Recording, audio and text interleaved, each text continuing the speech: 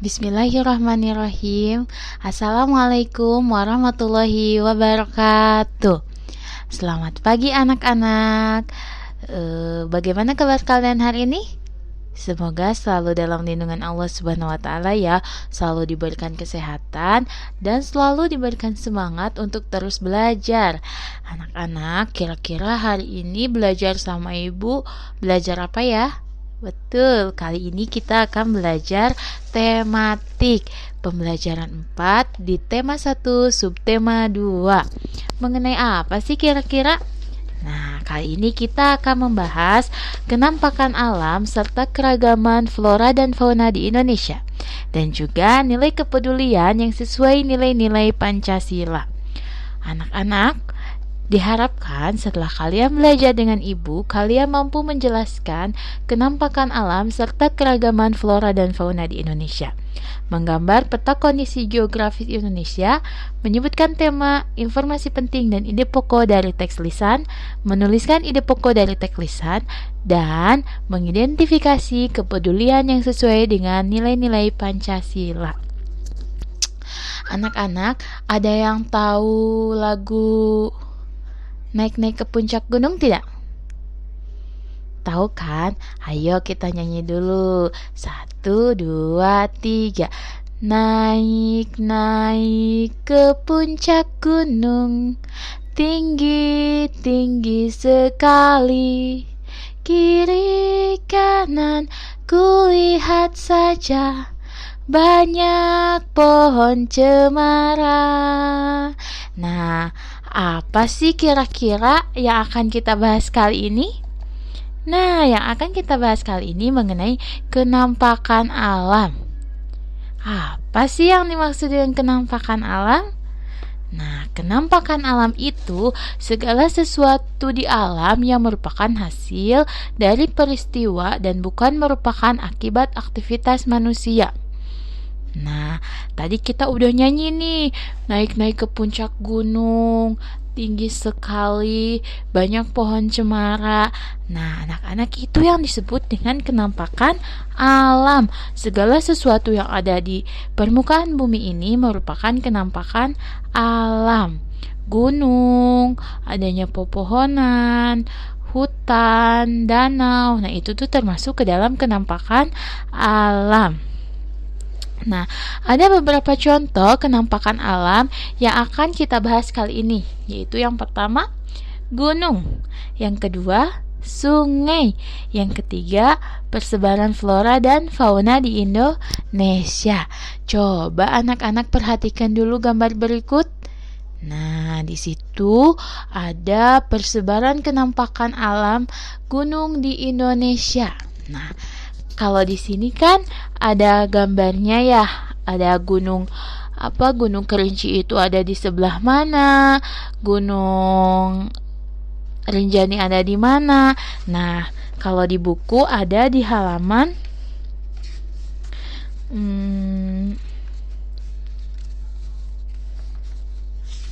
ada di halaman 38. Nah, di situ banyak sekali nama-nama gunung, mulai dari Pulau Sumatera, Pulau Jawa, Kalimantan, Sulawesi, Kepulauan Nusa Tenggara, Kepulauan Maluku dan Papua. Kalian bisa baca ya. Nah, kalau di sini ada juga letak daripada gunung itu di mana. Nah, selain itu juga ibu akan tampilkan beberapa visualisasi gunung yang ada di Indonesia. Nih, yang pertama ada Gunung Kerinci. Gunung Kerinci itu adanya di Pulau Sumatera. Yang kedua ada Gunung Bromo. Gunung Bromo ini ada di Pulau Jawa. Nah, selanjutnya ada, kalau di Kalimantan itu tidak ada gunung ternyata. Nah, yang keempat ada di Pulau Sulawesi ada Gunung Malino. Selanjutnya di Nusa Tenggara ada Gunung Rinjani. Nah, sedangkan di Bali kira-kira ada gunung apa ya? Nah, kalau di Bali itu ada Gunung agung. Selanjutnya di Maluku itu ada yang namanya Gunung apa kira-kira ini? Gunung Ibu. Nah, kalau di Papua ada yang dinamakan Pegunungan Jayawijaya. Nah, itu ya anak-anak, ada beberapa visualisasi gunung yang ada di Indonesia. Nah, selanjutnya ini ada persebaran fauna di Indonesia. Nah, kalian bisa juga baca di halaman 38 ada di setiap pulaunya itu nama-nama fauna yang ada di Indonesia. Oh iya, kira-kira apa sih fauna itu? Fauna itu hewan ya anak-anak, sedangkan flora itu merupakan tumbuhan. Nah, ini merupakan persebaran fauna di Indonesia. Kalian bisa lihat gambarnya, baru kalian juga bisa baca apa aja sih yang ada di Pulau Sumatera. Boleh kalian cocokkan dengan yang ada di video ini, di modul sama di di buku paket. Nah, sedangkan ini ada yang namanya persebaran flora di Indonesia. Bisa kalian juga lihat di petanya, baru kalian baca juga di buku di halaman 38-39. Itu ya anak-anak. Nah, sedangkan ada juga yang namanya kenampakan alam sungai. Nah, ini juga Ibu punya nih beberapa visualisasi di contoh atau gambar sungai di setiap pulaunya. Nah, ini ada Sungai Musi. Di sini lanjut ada Sungai Citarum. Nah, di Kalimantan ini ada sungai panjang, ada Sungai Kapuas. Terus ada di Sulawesi ada yang namanya Sungai Malili. Di Nusa Tenggara ada yang namanya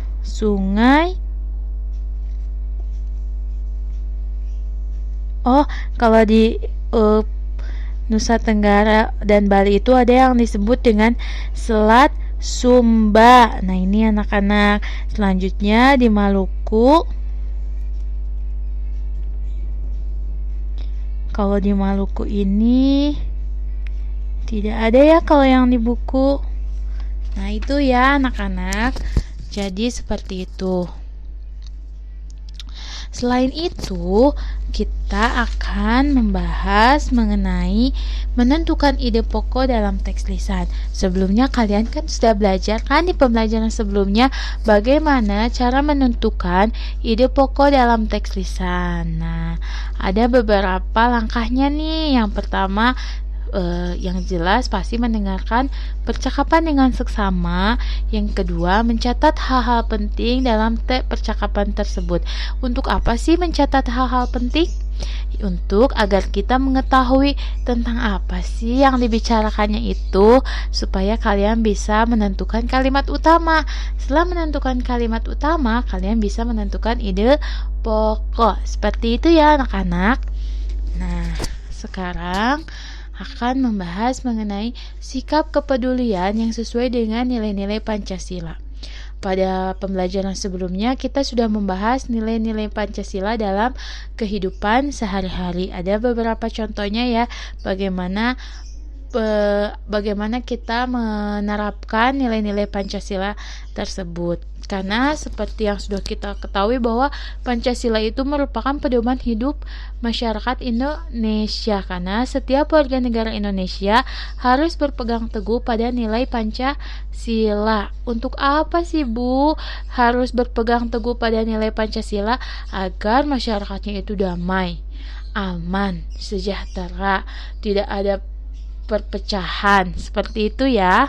Nah, di sini ada beberapa sikap yang mencerminkan sila, diantaranya saling menghormati antar umat beragama. Kira-kira ini sila keberapa ya mencerminkan saling menghormati antar umat beragama? makna dari sila keberapa? Betul, ini merupakan makna sila ke-1. Karena apa? Sila pertama itu memiliki makna hubungan masyarakat Indonesia dengan Tuhan Yang Maha Esa. Artinya, ketika teman kalian ada yang berbeda agama dengan kalian, kalian tetap harus saling menghormati. Yang kedua, tidak membedakan manusia berdasarkan suku, ras, agama, warna kulit, tingkat ekonomi, maupun tingkat pendidikan. Kira-kira ini termasuk makna yang keberapa ya? Sila keberapa ya? Sila kedua. Karena makna sila kedua itu hubungan antar manusia merupakan hubungan yang sama derajatnya. Jadi kalian tidak boleh membedakan. Apalagi, aku gak mau temenan sama kalian karena kamu itu warna kulitnya hitam. Seperti itu tidak boleh ya. Itu sudah melanggar atau sudah tidak sesuai dengan nilai-nilai Pancasila sila kedua. Jadi kalian itu harus karena kalian itu sama, jadi tidak boleh yang namanya membeda-bedakan. Yang ketiga, menjaga nama baik bangsa dan negara. Nah, agak berat sih ini. Cuman untuk apa sih kira-kira? Kenapa sih harus menjaga nama baik bangsa dan negara? Ya, untuk supaya Indonesia tetap satu, tetap damai, seperti itu. Karena apa? Ini termasuk nilai Pancasila yang ketiga. Apa sih? Memiliki nilai kebangsaan dalam masyarakat Indonesia yang bersatu. Jadi kita itu harus tetap bersatu, tidak boleh yang namanya berpecah belah. Terus yang keempat, tidak memaksakan kehendak pada orang lain. Nah, jadi ketika kalian sedang berdiskusi, tidak boleh yang namanya egois, pengen sendiri, tapi harus berdasarkan mufakat ya, seperti itu. Karena apa? Ini termasuk ke dalam pencerminan sila keempat. Karena apa sih tujuan apa sih makna sila keempat itu? Mendorong tercapainya tujuan persatuan Indonesia dengan musyawarah untuk mencapai mufakat dalam menyelesaikan permasalahan yang ada. Jadi tidak boleh egois. Kalian tidak boleh ingin menang sendiri. Harus sesuai. Kalau kalian ingin menang sendiri, itu artinya kalian sudah bertentangan dengan nilai Pancasila keempat. Yang kelima, ada berusaha mendorong orang lain sesuai kemampuan. Berusaha menolong orang lain sesuai kemampuan. Nah, apa sih kira-kira makna dari sila keberapa sih ini? Nah, ini termasuk ke dalam sila kelima. Karena sila kelima itu memiliki makna bahwa setiap warga negara perlu berupaya mewujudkan keadilan sosial dalam masyarakat. Jadi kita itu harus saling tolong menolong, tapi jangan terlalu memaksakan. Seperti itu ya anak-anak. Nah, semoga kalian dapat memahami materi kali ini. Terima kasih telah menyimak. Semoga kalian paham. Sampai berjumpa di pembelajaran berikutnya. Wassalamualaikum warahmatullahi wabarakatuh.